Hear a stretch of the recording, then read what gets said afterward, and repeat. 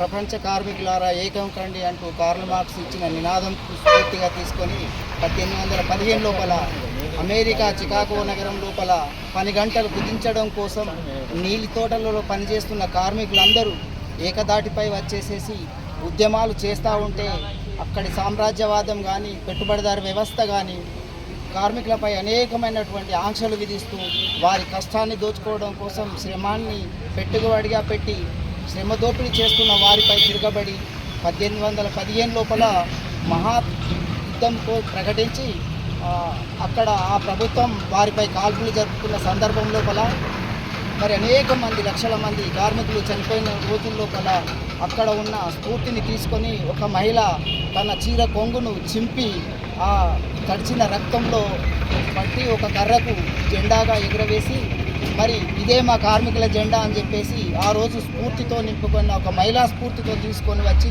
ప్రపంచ కార్మికులందరూ ఏకదాటిపై వచ్చి ఆ ఉద్యమాన్ని చేసి విజయం సాధించుకున్నారు.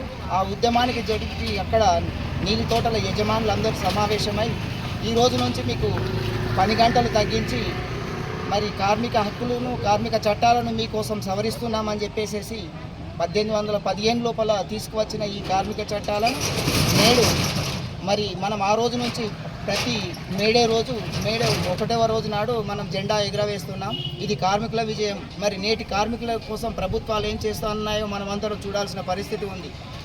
పని శ్రమ దోపిడీ కేంద్రం లోపల బీజేపీ ప్రభుత్వం చేస్తున్న ప్రజా వ్యతిరేక విధానాలైన కార్మిక వ్యతిరేక విధానాలైనటువంటి ప్రజా సంక్షేమాలను మర్చి కార్మికుల యొక్క హక్కులను కాలరాయడం కోసం మొన్ననే ఢిల్లీ లోపల గత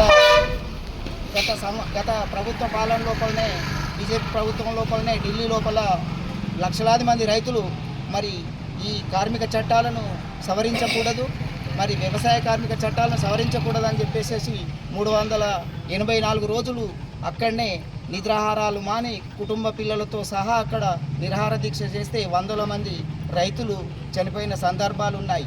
ఆ నల్ల చట్టాలను తాత్కాలికంగా కేంద్రంలో ఉన్న బీజేపీ ప్రభుత్వం వెనుకకు తీసుకున్నది, కానీ మళ్ళీ తర్వాత తన అసలు రూపం ప్రదర్శిస్తూ 3వసారి అధికారంలోకి వచ్చినాక అనేకమైనటువంటి రంగులు మారుస్తూ వివిధ రూపాల లోపలనే దాన్ని మారుస్తూ ఉన్నది.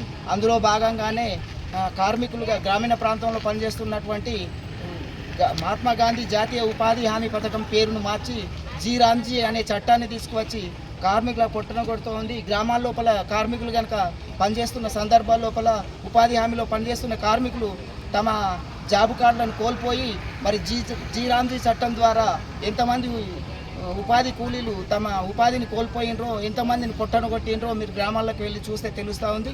అదేవిధంగా హమాలీ కార్మికులు కానీ గ్రామ సేవకులు కానీ మరి అటువంటి అనేక రంగాల కార్మికులు రోడ్డు మీద పడుతూ ఉన్నారు. ఈ కార్మిక చట్టాలను వెనుకకు తీసుకునే వరకు ఈ పోరాటాలు సాగిస్తూ ఉంటామని చెప్పేసి తెలియజేస్తున్నాను. ఈ అవకాశం ఇచ్చిన సిఐటియుకు ధన్యవాదాలు తెలుపుతాను. జై సిఐటియు.